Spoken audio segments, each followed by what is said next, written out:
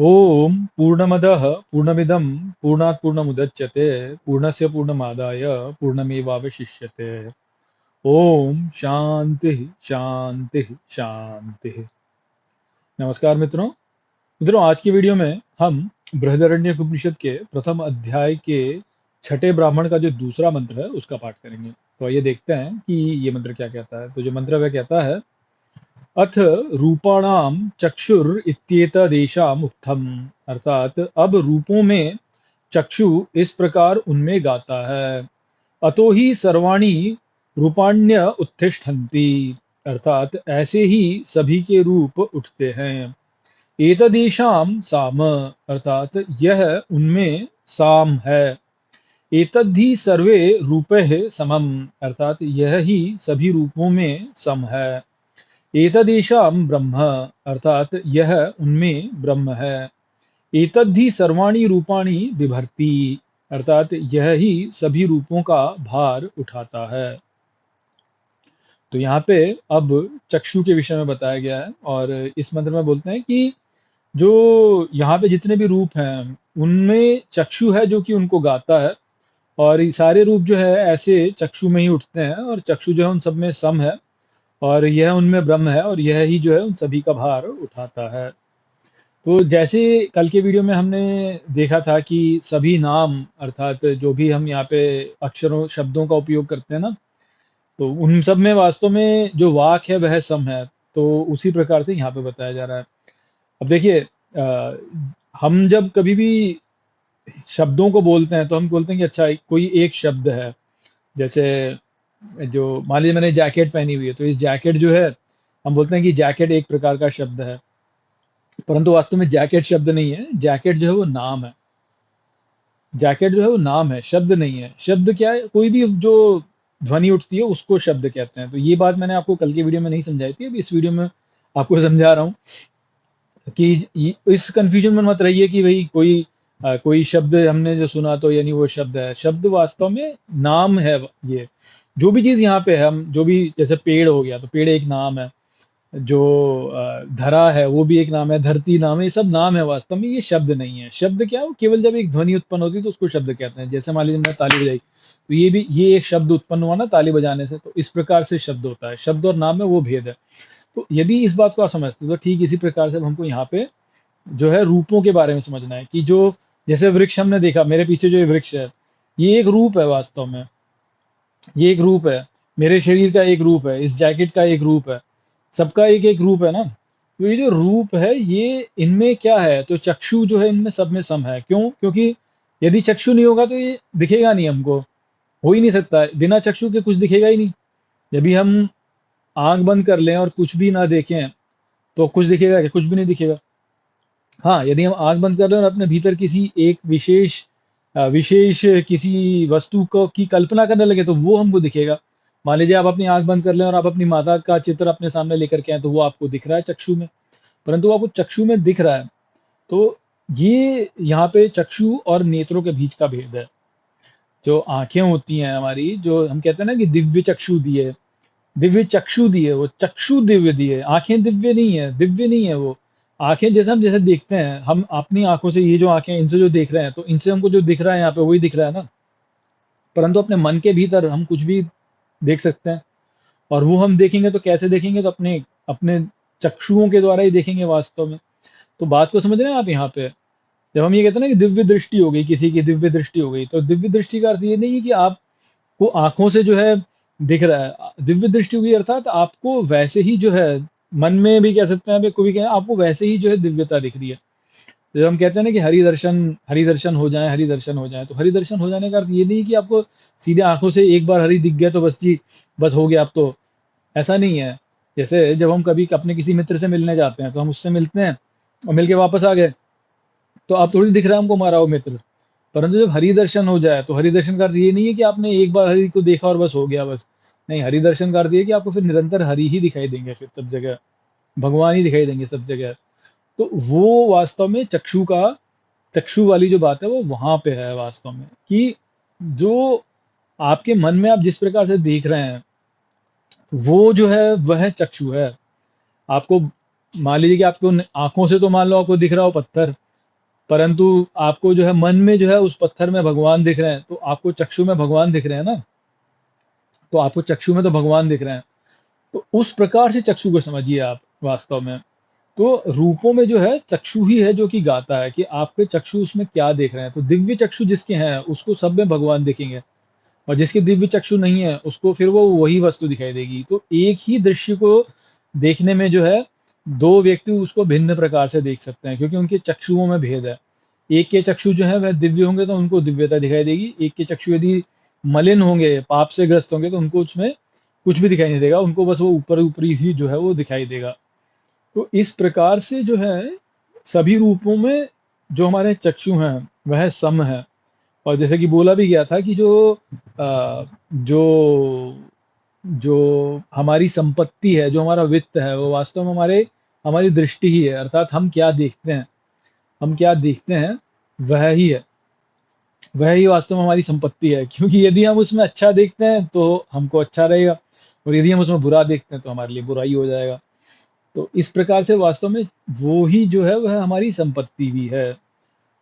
तो अब आप सोचिए कि जो हम मूर्तियां बनाते हैं, जो हम मूर्तियों में भगवान की पूजा करते हैं, उसका वास्तव में अर्थ क्या है? कि देखिए, जैसे कोई पत्थर है, अब पत्थर को जब हम देखते हैं तो पत्थर वैसे दिखाई देता है तो जड़ है और उसमें कुछ भी दिखता नहीं है हमको, परंतु यदि हम उसमें भी भगवान को देख सकते हैं, तो आप सोचिए कि हम कितनी ऊंची अवस्था को प्राप्त कर लिए, कितनी ऊंची अवस्था को प्राप्त कर लिया। तो उस प्रकार से। और दूसरी बात क्या है कि जैसे हम रूप ध्यान करते हैं कई बार, जब आप यदि आप मेडिटेशन करें तो उसमें एक रूप ध्यान का भी एक साधना होती है कि एक तो नाम जप, मैंने आपको पिछले वीडियो में बताया कि नाम जप के द्वारा किस प्रकार से आप जो है भगवत प्राप्ति कर सकते हैं, परंतु एक रूप ध्यान भी है, उसके द्वारा भी भगवत प्राप्ति हो सकती है। रूप ध्यान में आप अपने इष्ट का जो रूप है उसका निरंतर आप उसी को अपने मन में बनाते हैं, और यदि आप ऐसा करेंगे तो मृत्यु पर्यंत जो है वह रूप जो है उसी रूप में भगवान प्रकट हो जाते हैं, उसी रूप में भगवान प्रकट हो जाएंगे। तो यह ही जो है वास्तव में रूप ध्यान का महत्व है। जैसे आप सोचिए कि कितने सारे स्तोत्र ऐसे होते हैं जिनमें भगवान के रूप का ही की ही बड़ाई की हुई होती है, कि भगवान, जैसे भगवान शिव के लिए बोलते हैं कि आपके माथे चंद्र विराज रहा है, जटा में गंगा बहती है, और आप त्रिशूल डमरूधारी। तो जो ये सब है, ये वास्तव में क्या है, ये रूप ध्यान के ही उपकरण है। कुछ लोग ये बोलते हैं कि अच्छा ऐसे कैसे हो सकता है, ये क्या है भगवान, ऐसे तो हमने तो कभी नहीं देखे ऐसे भगवान। परंतु आपने नहीं देखे इसका अर्थ ये नहीं कि वो नहीं है। वो जो रूप है उस रूप के द्वारा आप चक्षुओं में उनका ध्यान कर सकते हैं, और वहां जब आप उनका ध्यान करते हैं तो वो उसी प्रकार से प्रकट हो जाते हैं। जैसे मैंने ना आपको बोला कि नाम जप में जब आप नाम जप करेंगे तो भगवान जो है उस नाम में प्रकट हो जाते हैं, ठीक इसी प्रकार से यदि आप रूप ध्यान करेंगे तो भगवान उसी रूप में प्रकट हो जाते हैं। तो यदि आप अपने जीवन में जो है निरंतर नाम रूप का चिंतन करते हैं, नाम रूप जो है दोनों का उपयोग करते हैं, यहाँ पे नाम में आप उनका नाम लेते हैं और रूप के द्वारा जो है आप उनका चिंतन करते हैं, तो मृत्यु पर्यंत जो है भगवान उसी प्रकार से प्रकट हो जाएंगे और आपको साथ में ले जाएंगे। और यदि आप नहीं करते तो फिर कुछ भी हो सकता है फिर कुछ भी प्रकट हो सकता है, फिर आप जो भी उस समय मृत्यु के समय या जीवन में जो भी चिंतन कर रहे थे बस वही प्रकट हो जाएगा। परंतु यदि आप भगवान के उस रूप का चिंतन कर रहे हैं तो भगवान जो है उसी रूप में प्रकट प्रकट हो जाएंगे। और केवल ऐसा नहीं कि मृत्यु पर्यंत ही होंगे, आपको स्वप्न में भी भाई कई बार भगवान जो है उसी रूप में आपके आगे प्रकट हो जाएंगे। या आप ध्यान लगा रहे हैं तो आपके लिए और सरल हो जाएगा उस रूप को प्रकट करना। तो ये सभी जो उपकरण बनाए गए हैं ना, जैसे बोलते हैं कि देवी जो है वो सिंह पे सवारी करती आती हैं, और उनके हाथ में जो है उनके हाथ में खड़ग भी है, उनके हाथ में जो शंख है वो भी है, त्रिशूल भी है, धनुष बाण भी है, वो सब कुछ है। और अलग अलग देवियों के स्वरूप है ना, कहीं किसी में बोलते हैं कि वह जो है वह वृष पर आरूढ़ है, कहीं बार बोला जाएगा कि वह गधे पर आरूढ़ है, कहीं बोला जाता है कि वह सिंह पर आरूढ़ है, कभी बोलते हैं कि वह शार्दुल पर आरूढ़ है, शार्दुल अर्थात बाघ पर आरूढ़ है। कुछ कुछ में कुछ बोला था, कुछ बोला हिरण पे आरूढ़ है। और अलग अलग उनके रूप में बताते हैं, किसी के माथे पे चंद्रमा भी होता है, किसी के माथे पे नहीं होता है, किसी के हाथ में कुछ होता है, कहीं के हाथ में कुछ होता है, परंतु वह रूप ध्यान जो है वह बताया जाता है इस प्रकार से। और कितने सारे स्तोत्र हैं जो कि इसी प्रकार से लिखे हुए होते हैं। तो वो सब जो है वह ये सब जो है ये सब वास्तव में भगवान को हम प्रकट करने के ही मार्ग हैं। अब कोई बोलेगा कि नहीं जी ये तो हमारी कल्पना ही है, तो कल्पना नहीं है वास्तव में, भाई इस बात को समझो, कल्पना नहीं है वो। यदि कल्पना ही माना तो फिर तो संपूर्ण जगत कल्पना ही है, और क्या है। कल्पना करने वाले तो आप ही हैं ना, हम ही तो कल्पना करने वाले हैं वास्तव में। इस जगत को भी तो हमने ही कल्पित किया हुआ है। तो हम बाहर कल्पना करें अपने से या हमारे मन के भीतर कल्पना करें, कल्पना तो कल्पना ही है, क्योंकि सभी देवी देवता वास्तव में तो हमारे भीतर ही हैं। हम जिस प्रकार से उनका रूप उनको देंगे वह उसी प्रकार से प्रकट हो जाएंगे, जैसा कि बृहदारण्यक उपनिषद में पहले भी बोला गया कि देवता को जिस प्रकार के देवता को वह सच्चाई देता है, सत्य मानता है, उसी प्रकार से देवता प्रकट हो जाता है। तो सत्ता देने वाले तो हम ही हैं, इस जगत को सत्ता देने वाले भी हम ही हैं, ईश्वर को सत्ता देने वाले भी हम ही हैं। यदि जगत को सत्ता देंगे तो जगत हम पर हावी होगा। यदि इस जगत को सत्ता न दे करके देवता है हमारे जो उनको सत्ता देंगे, तो फिर वह शक्ति हमारे द्वारा प्रकट हो जाएगी सामने। तो ये सभी जो भी हमारे स्तोत्र हैं, ये सभी जो हमारे भगवान के जो अलग अलग हमने रूप बनाए हुए हैं, या जो भी उनके आइकोनोग्राफिक रूप हैं, जो आइकोनोग्राफिक फीचर्स इनको हम बोलते हैं, ये सब जो हैं ये वास्तव में उन भावनात्मक शक्तियों को या उन साइकिक एनर्जीज को प्रकट करने के उपकरण है हमारे लिए। तो वो उसी प्रकार से प्रकट हो जाते हैं। और इतने लंबे समय से इतने सारे हमारे लोग हैं जो कि इनको इनकी उपासना ऐसे करते हुए आए हैं, तो निश्चित ही उनमें शक्ति है, बहुत शक्ति है उनमें। और यदि हम भी उसी प्रकार से उनकी उपासना करते हैं, हम भी उसी प्रकार से जो है निरंतर उनका ध्यान करते हैं, उनके नाम का उपयोग करते हैं, उनके उनके रूप का उपयोग करते हैं ऐसे, तो भगवान जो है वो उसी रूप में जो है प्रकट हो जाते हैं और वो हमारा उद्धार कर देते हैं।